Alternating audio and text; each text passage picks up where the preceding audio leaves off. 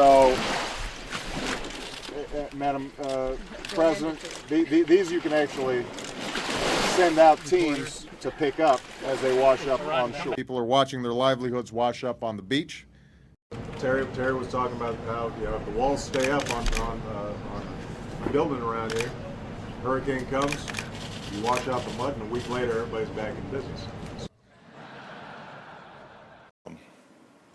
One of the things that I emphasize whenever I'm talking to John Allen or the Joint Chiefs or any of the officers who are in Afghanistan is I can't afford a whitewash.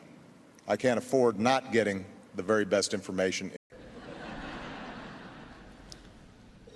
But you'll also remember the $360 that was delivered by a 9-year-old boy who organized his own car wash. I told John Boehner, I'll wash your car, I'll walk your dog, whatever you need to do, just call the bill.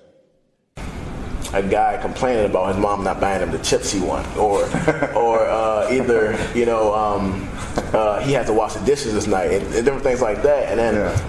In these uncertain times, it's tempting sometimes to pull back and to try to wash our hands of conflicts that seem intractable, let other countries fend for themselves.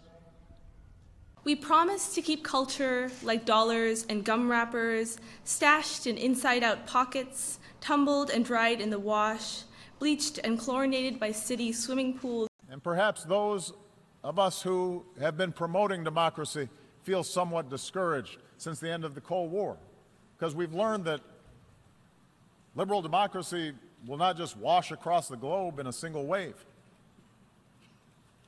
It's when new products and new services and new ideas wash through an economy.